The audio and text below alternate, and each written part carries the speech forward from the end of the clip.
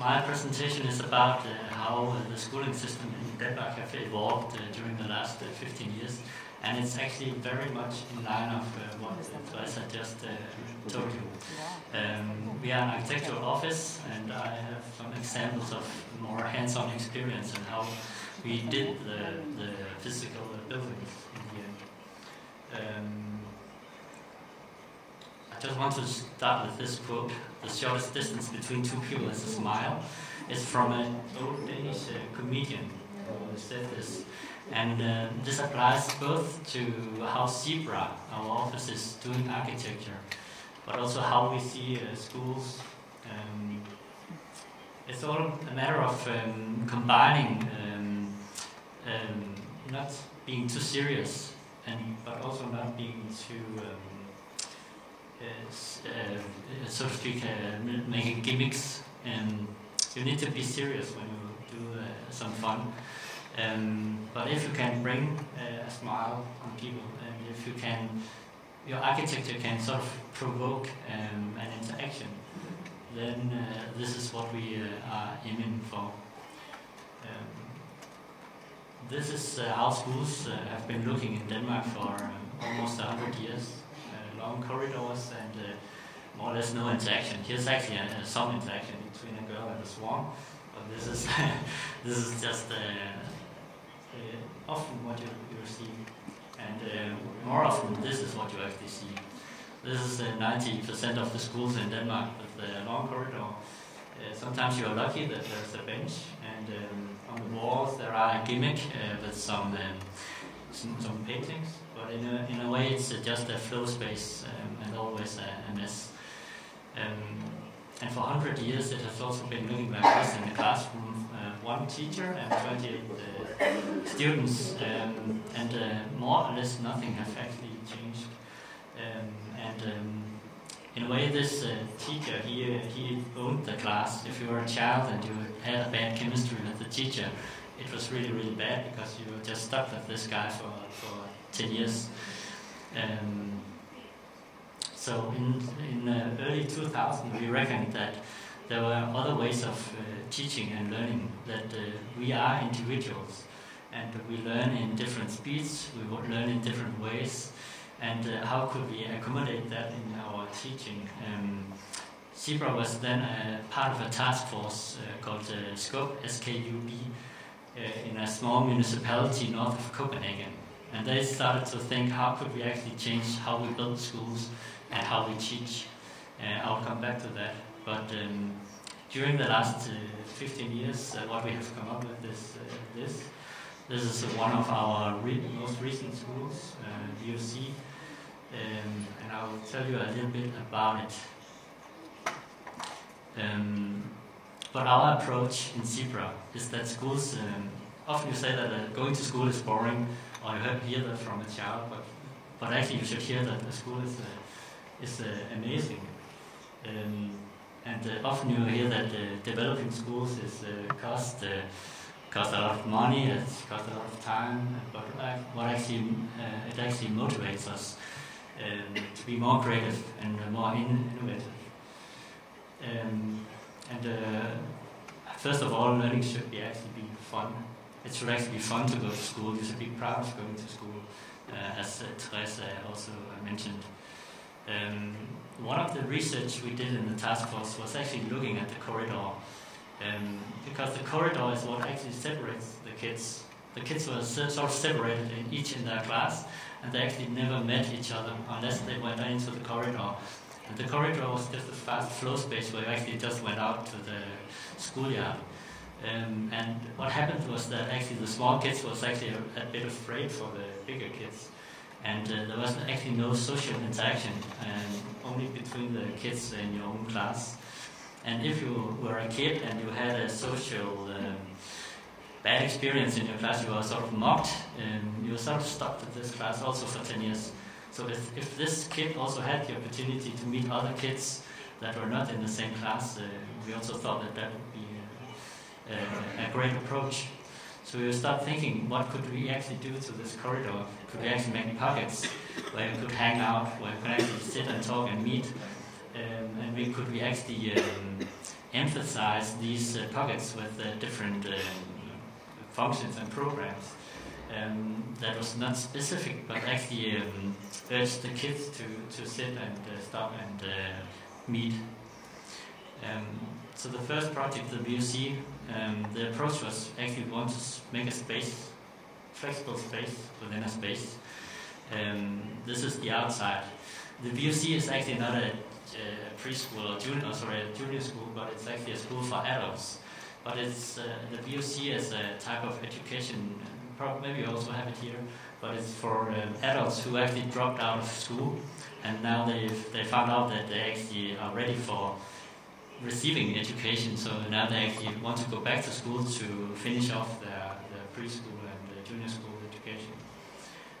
So actually, the adults who actually go here is sort of traumatized because they had a very bad experience in school. They were either kicked out or they dropped out because they couldn't fit into the system. So we wanted to make a school which was not sort of a school in that sense. Basically, the school is actually kind of the structure is a basic type of building in Denmark. It's an atrium building, really cost efficient because it's concrete walls, and we just clad on these metal panels to make this effect of a volume. Behind some of the panels there's LEDs, so at the night time they sort of tinder and they change colors and they move around on the facade. The cost efficiency is that it's just a square box where we cut some terraces and a cantilevering entrance. But where we actually spent the money was in the atrium. So here you see in the middle, in the middle of the diagram is the traditional atrium building. You probably also have them here, and often it was sort of administration buildings that they've been used for. You enter this building and you have this grand open space where a lot of things actually could happen, but often nothing happens because you have this big vast empty space and there's only a sort of a chair and a sofa in the bottom of it and maybe an art piece or something like that. But we wanted to combine this atrium with a space that you could actually use for a lot of different things. So we introduced these plateaus into the atrium and shifted it and making different intensities of daylight and also of intensity of how people could use the space. So we put in the workshops and the space which were more noisy in the bottom, and the higher you get in the building, the less noisy and the more you could sit and read a book. The idea was to accommodate a lot of different teaching situations within the same space. So you could actually have big group gatherings. You could sit and read alone, and you could meet up with one guy working in a group within the same space. The whole idea is that you should be able to see the other kids, you should be able to meet other people and get inspired and learn from looking and working together. This is an image from our competition proposal, and this here is the end product. The reason why we actually, the square meter cost of this building is not higher than a regular school. The reason why we can do it is because we started to do these schools more compact. And doing compact schools is also good in that sense. The more compact it is, the better situation of meeting other people you get. We spend a lot of time investigating daylight situation and sound pollution in this space, because of course if it gets too noisy, it doesn't make sense and you cannot use it. But what we did was on all the front panels and on all the ceilings we put on sound panels, and actually there's really a good acoustic within the space, also because you have these overlapping plateaus, so you don't get this bouncing of the sound within the space. On the ground floor we put in this big round atriums there in the middle, and we did that because we also wanted to divide and create different spaces on the bottom of the atrium.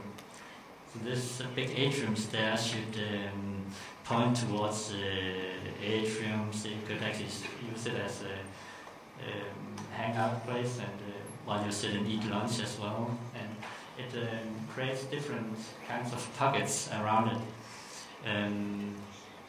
A funny thing about the staircase was actually that when we built or when we draw the competition, we actually made it much more simple in the shape than it actually is while it got built.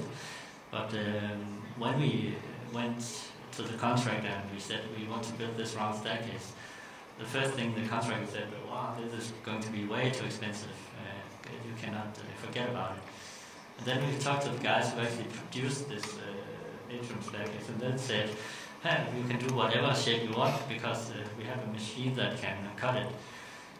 So in the end we could actually make a staircase which was much more complex than the original one we thought, because it's just a big puzzle that they put together. And it's, I think it's become this big furniture where you actually meet up with the people and divide the space on the ground floor. Then when you come up on the second floor and the third, fourth floor, you have this, and as you can see, it's quite a simple building in that sense that you have this atrium, and in the perimeter you have regular classrooms and meeting rooms, and then you have these coins floating plateaus in the middle, and they sort of shift on top of each other. So the perimeter is a traditional building, and then we just add this environment in the atrium. And different, you can see the wood furniture. You have sort of pockets where you can sit. Some spaces are triple height, some are just low with a low ceiling. So you get different atmospheres within the same space. And to the workshops you have full glass, so you can look into the workshop spaces and see what is going on in the science labs or in the kitchen and so on. Then we did this project afterwards in Norway, which we call Vertical Campus. It's situated in Larvik, close to the waterfront, and it's a quite compact building. It's a school, junior and high school, and it was sort of connected to an existing building. It's a sports center. So we have here the new building to the right. We collaborated with a Norwegian company, and the Norwegian company told us that we have to do an atrium building. We have to do an atrium building with this amazing atrium. And we said, okay, we know how to do that. And then they said to us that we need to do it because the later schools in Norway that have won competitions was this atrium building type. So we went home and we tried to draw on an atrium building. But what we figured out is that the atrium building was actually too big for their site. It would leave no playground, exterior playground. So we actually said to them that we cannot do an atrium building. And they said, no, we have to do an atrium building. But what we came up with was that we actually tilted the building. So we actually had a vertical atrium instead.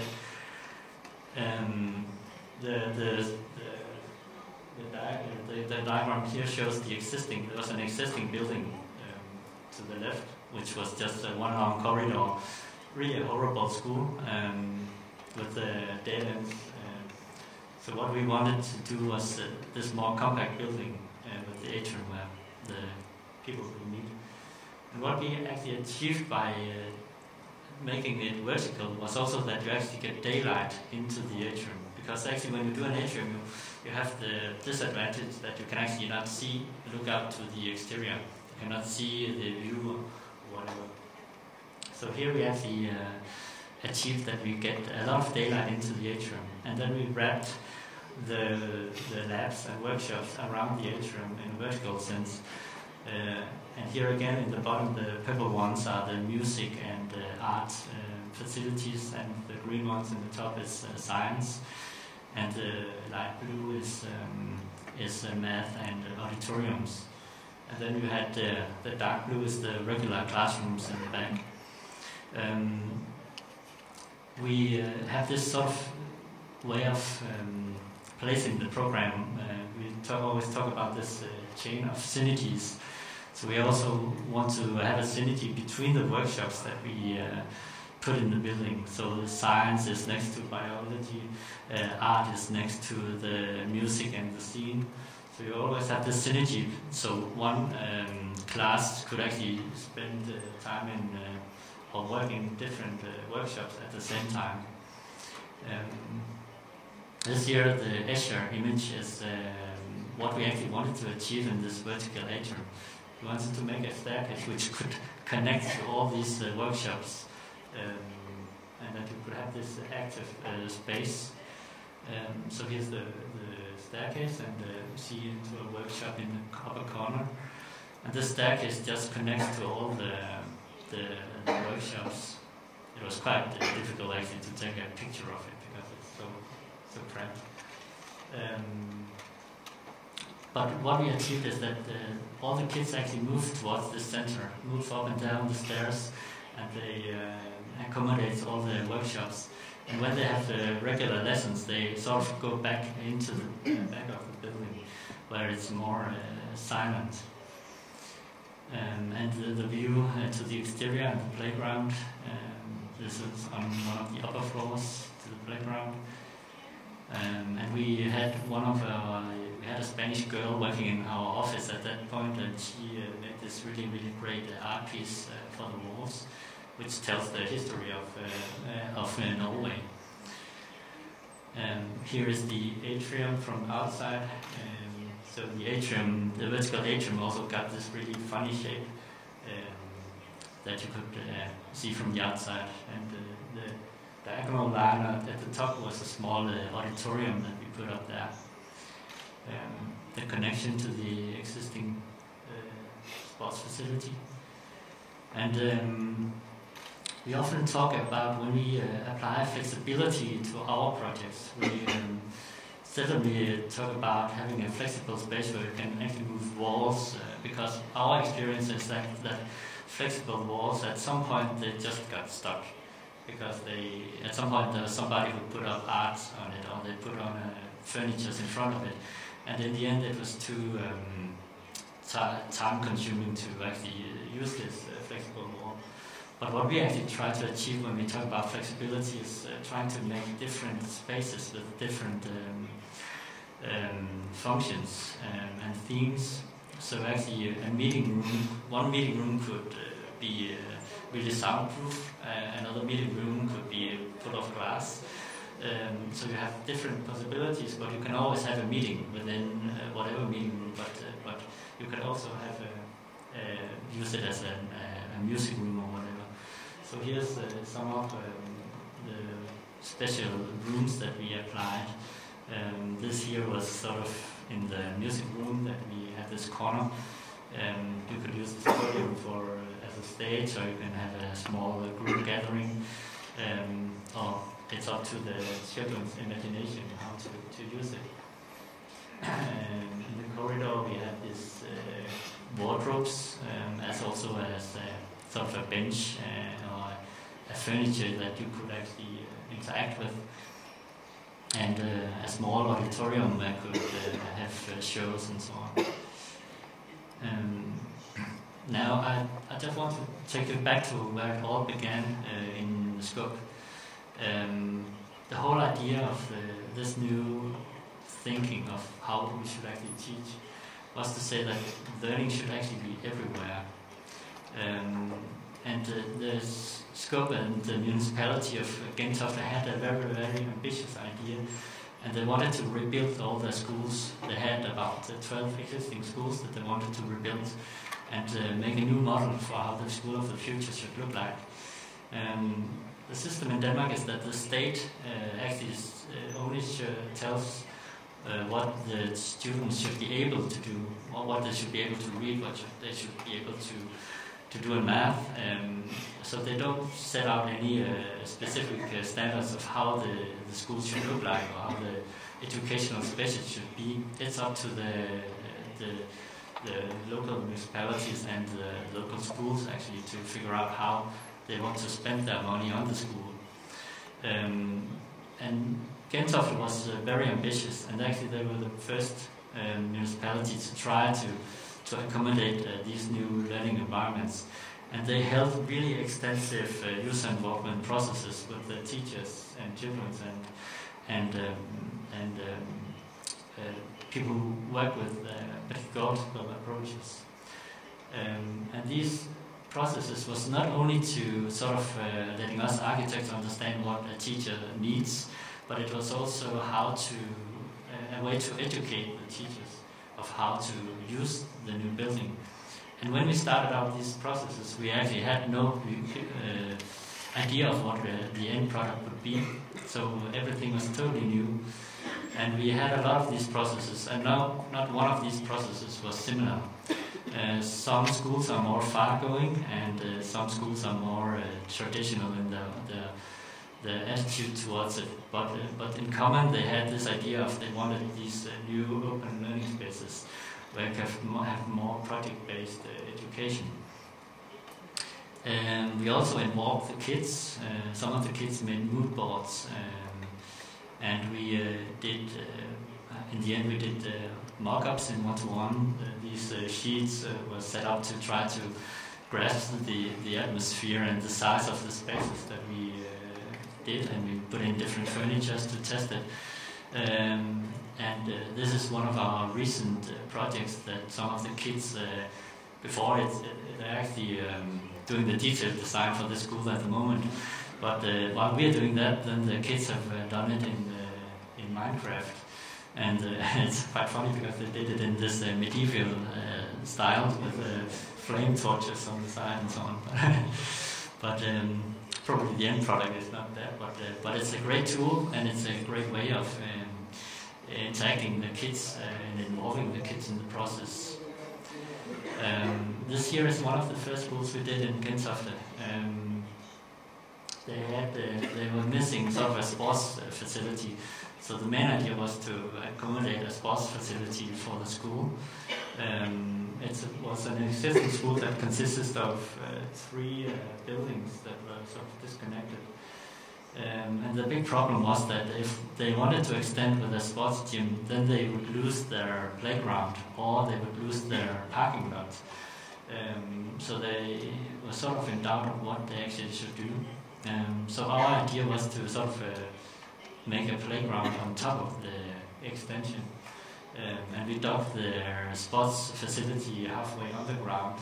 So what you see there in the courtyard is the extension.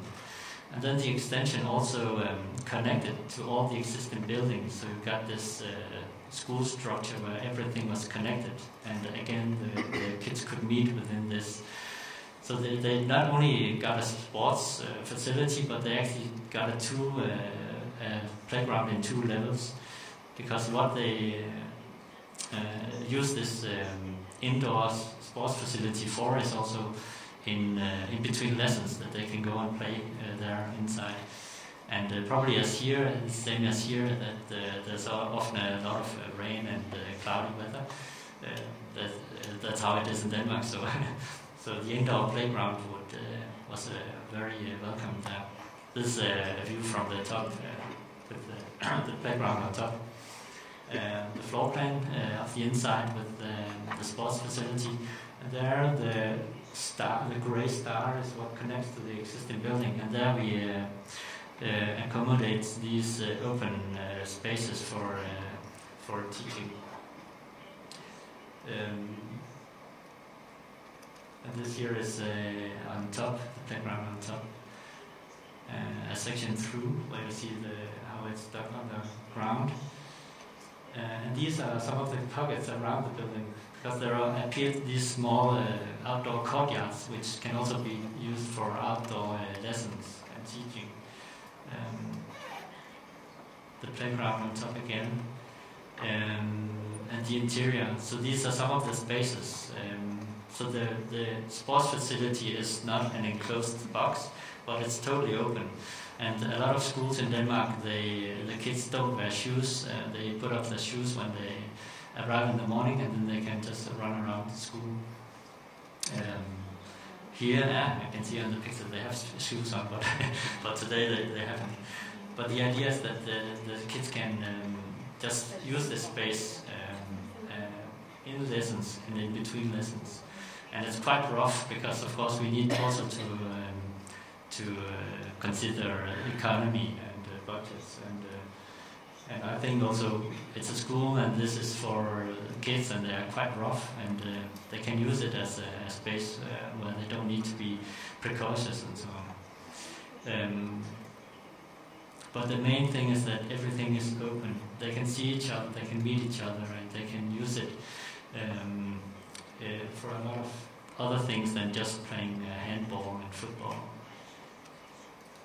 Then we did this after-school activity center, which is also in Gentofte, and it was situated next to a railroad track and a broad wide street. Not really a perfect location for a school, but we needed to cram in a school here. So we made a school which were more sort of focused on being introvert. And we wanted to create some interior spaces with special qualities at night, because they could not really look out to the railroad track, because we had to screen that one off. So we did these tall classrooms, but always putting in windows, either windows to the outside or windows to other functions within the school. And they had different atmospheres, different furnitures. And again, you can see that a classroom is not only with one teacher standing at a board, but it's with different kinds of furnitures. Some kids can hang out at the floor, and some kids can sit at the table. Some kids can wander out and do group work. This is how teaching works today. And we have small pockets where a kid can sort of sit and get a silent moment, or they can sit and have a social thing going on. Even at the staircase, meetings and social things can go on. The last project I want to show is the Ortgård, which also is actually one of the first schools we did. This diagram here was actually shown on the last event by Jure Kotnik, one of my colleagues. And it sort of demonstrated, and it's also what Teresa told, that if you can interact and if you can sort of let the child itself practice, it actually learns much more. So for 100 years we spent time teaching at the top 5%, and actually also investigations tells us that when you have a lecture, or if you have a teacher standing and telling kids what to do, after 10 minutes your mind starts to wander, and you actually are having another focus than on the teacher. So actually you are also not listening to me anymore. But what actually we want to achieve with the new schools is that we actually want the kids to practice by doing that. We want the kids to teach themselves and each other and interact in groups, both planned but also not planned groups. The existing school was this U-shaped red brick building, and we put in this machine called building in between. And the reason why we placed it there is because you had this U-shape with, you can imagine that you had this inner corridor connecting all the classrooms. And if we go back to the image that I showed you in the beginning with the corridor, this is it. So we wanted to get rid of the corridor, and we wanted to connect the U-shape so actually you didn't have any dead ends. Because if you have a dead end in a school, the kids who are in the dead end, they never meet the other kids. and the other kids are never going to the dead end because they will get mocked. So we wanted to get rid of the dead end, so we put in the new building in between the used legs. And we put in an auditorium, or sort of a covered auditorium, in half of the center. And then we tear down some of the walls to the existing classrooms in the existing structure to accommodate these open learning spaces. The way that kids are taught in these schools is that they go into a classroom and they get briefed for 10 minutes maximum, and then they go out, then they wander out to the school and work in these open environment and open spaces. Once I visited one of the schools, and then I saw one boy. He was lying reading a book in the corner, and at another corner there was sitting two girls drawing, while a group of people, or a student, was making food. All happened within the same class, and it's all a matter of meeting the kids where they are and acknowledging that they need different speeds of learning. And now it's not only one teacher who is connected to one class, but it's actually a team of teachers teaching a bigger class, of course. Then here, yeah, the floors up at the upper levels. Again, we took out some of the classrooms and accommodated these open learning spaces. And on the outside, we also have these terraces and pockets where you could actually go out and have outdoor lessons. The outdoor terrace up here is for science, so you could go out to the terrace and work with earth or water or something which is much more dirty, and you could investigate it and bring it back inside. So the outdoor spaces are also very important for our schools. We worked together with an interior design office called Bosch & Fjord for some of the schools, and they also did an amazing job.